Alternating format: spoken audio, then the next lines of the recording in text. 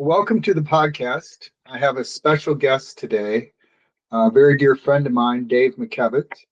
He's been a consultant. Gosh, Dave, how long have you been a consultant? As I computed out, it's 41 years. 41 years. All right. Almost. Almost 41 years. And you've done, obviously with Silkin, our focus is on dentists and veterinarians and optometrists, but you've done other organizations as well, right? Yeah, over the years, the odd non-medically oriented business will come to us. I've worked with a restaurant chain, sushi chain.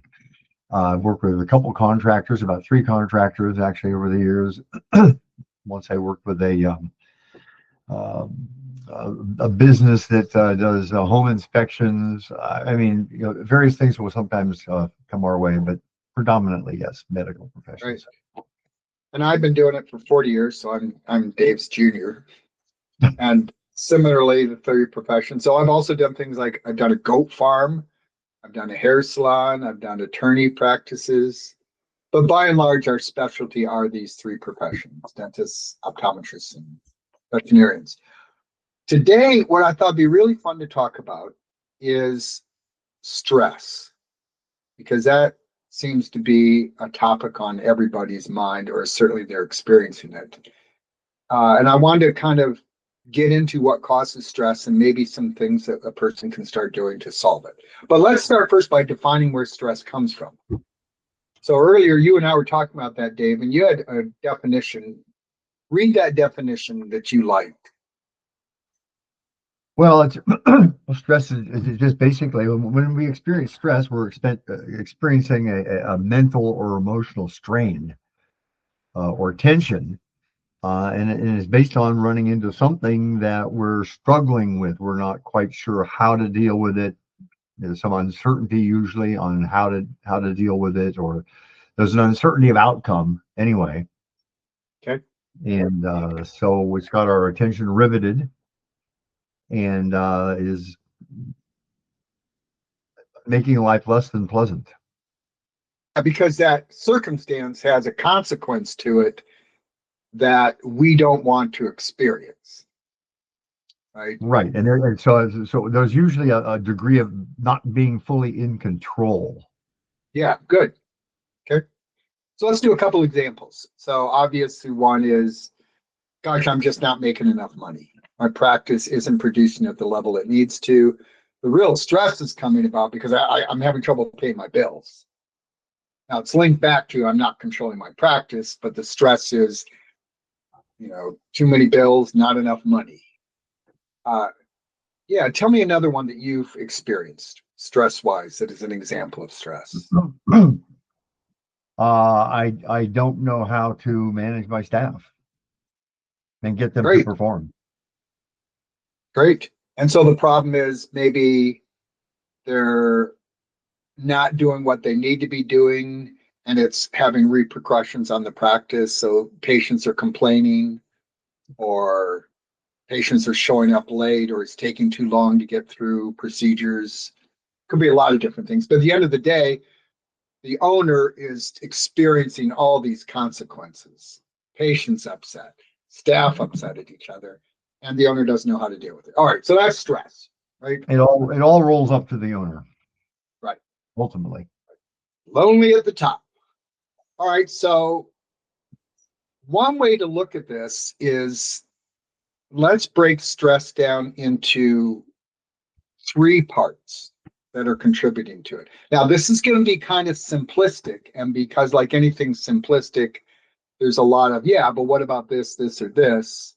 Let's ignore the whatabouts for a second, and let's see if we can come up with 3 ways of approaching what's causing the stress, because then we could take each one of those parts and talk about how to solve it.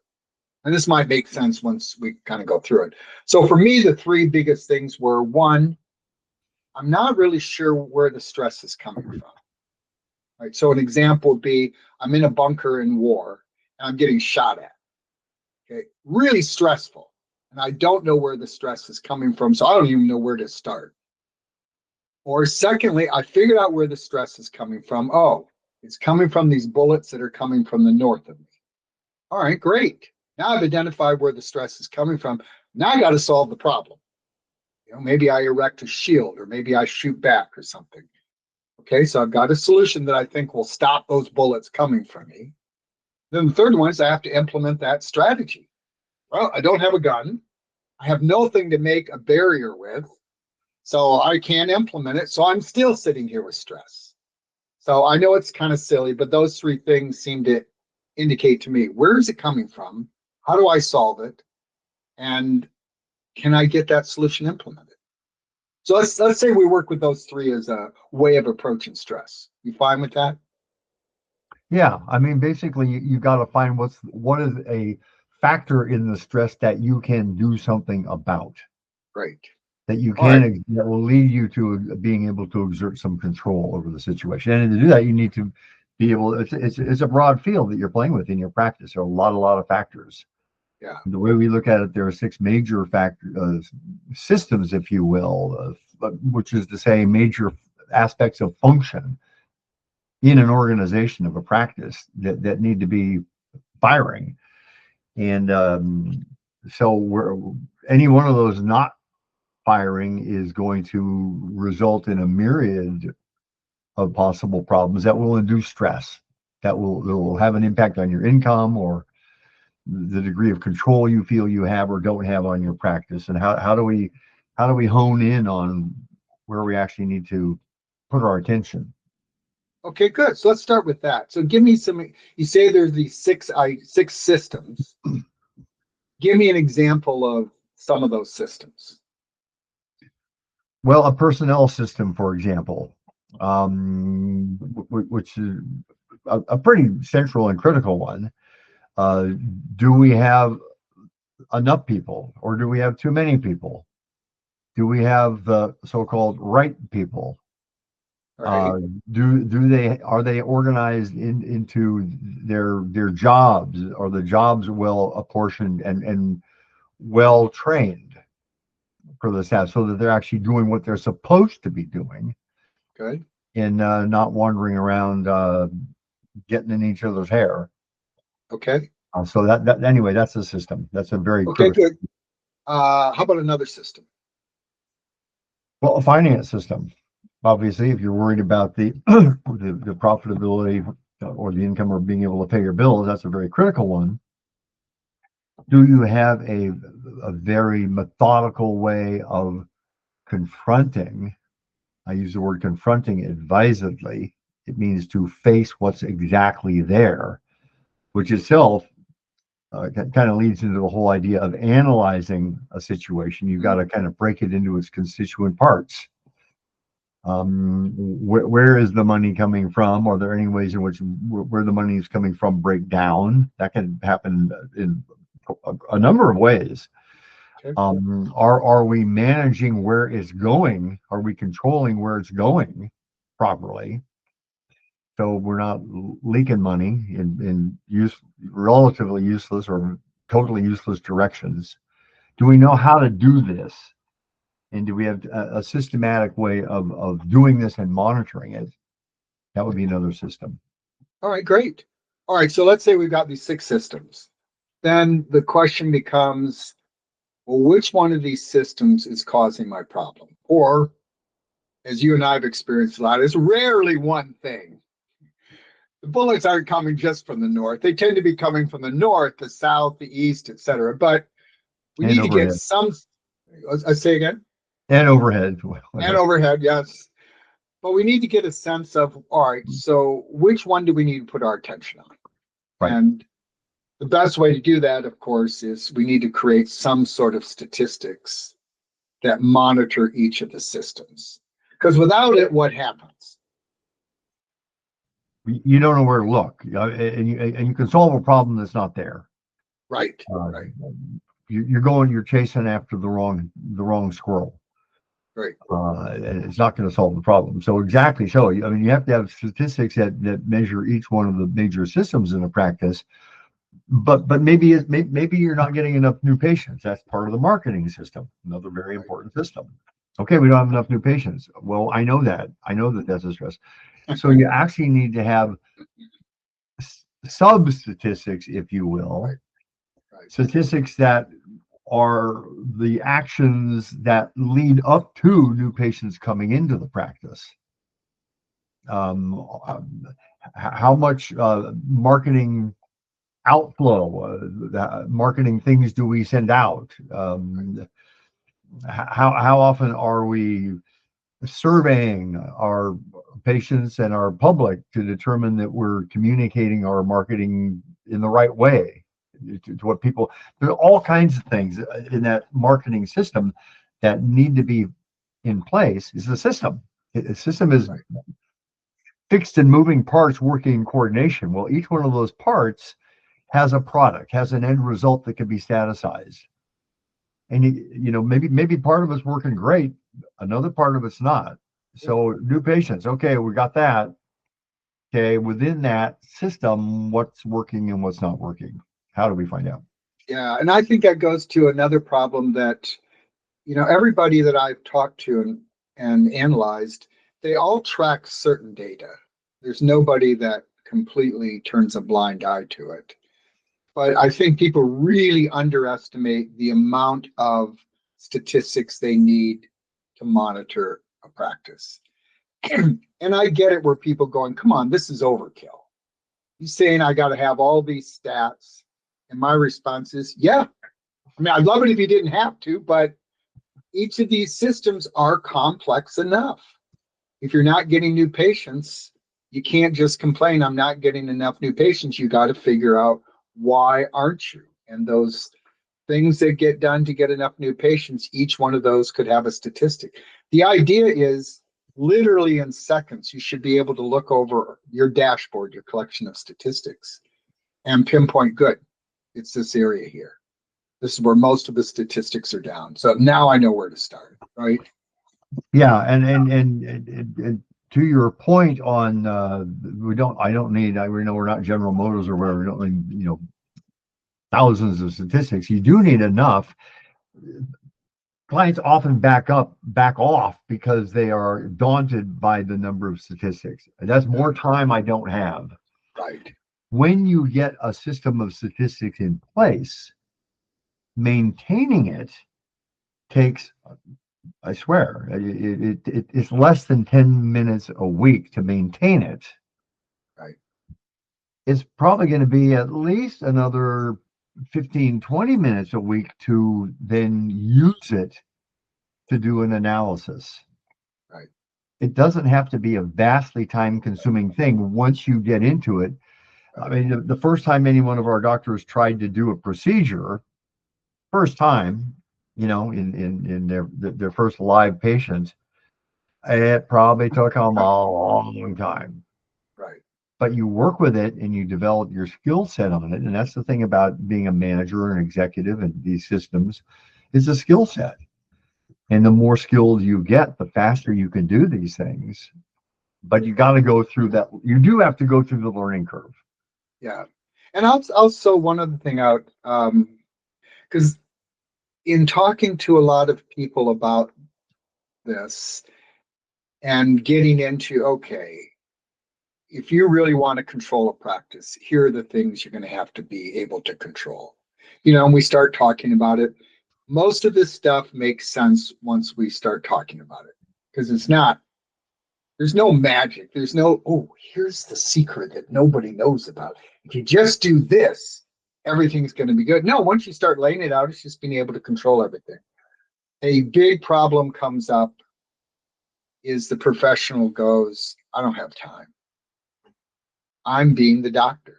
And I would tell you, I think that is probably the one most fundamental thing in every practice is the doctor's trying to be the doctor and the executive. What do you think?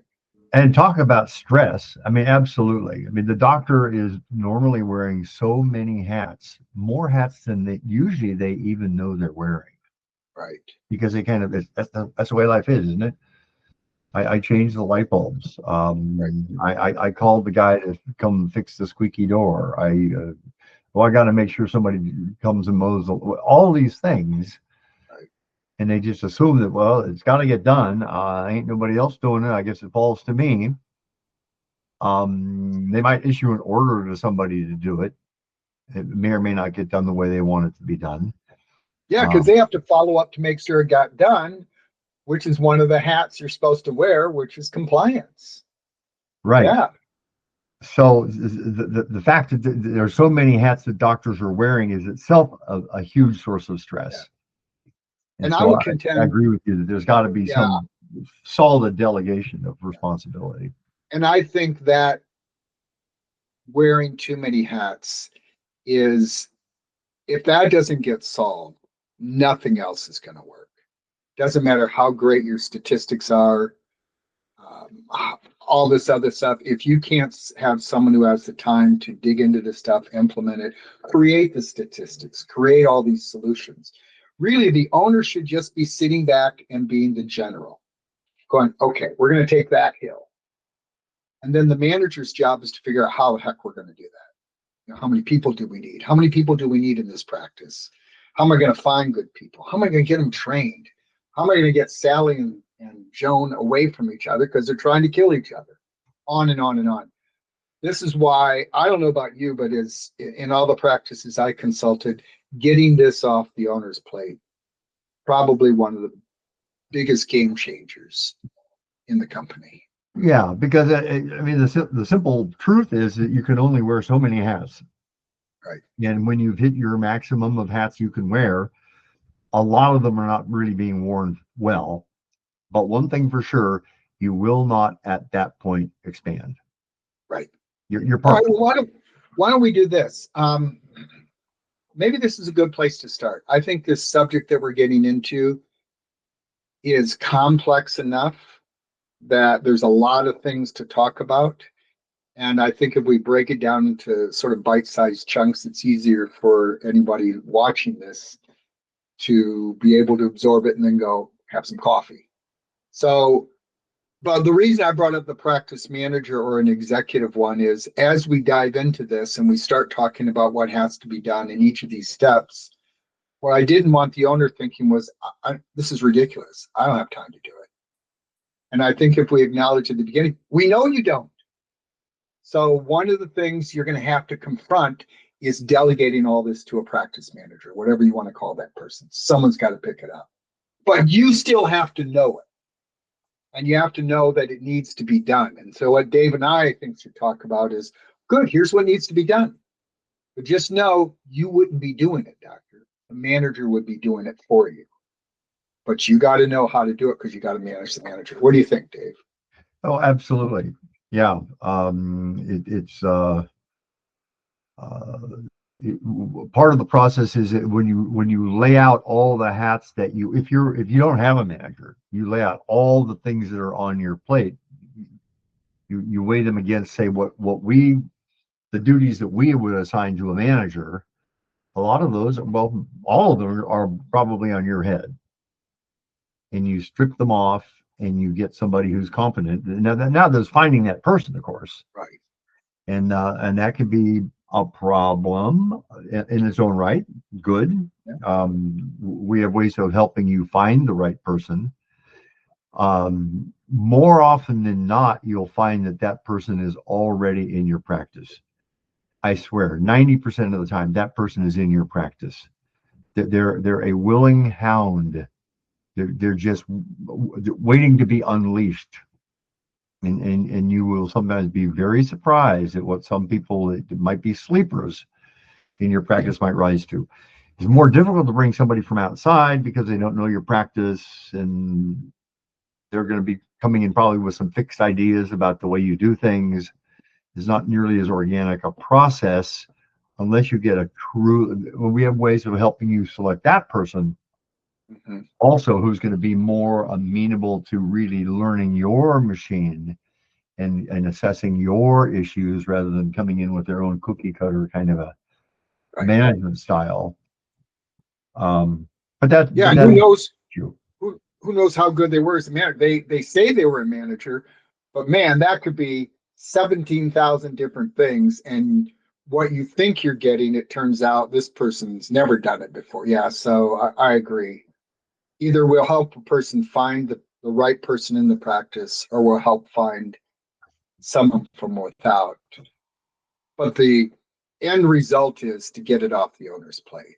Okay, well, why don't we stop here? And when we talk again, then we'll pick up this thing of, well, how do you even figure out where things are coming from? We can talk about some interesting things about that. Sounds good? Beautiful. All right, Great. Dave. Well, thank you very that's the much. fun part. Okay. Thank you all for joining us. Next time. Bye-bye.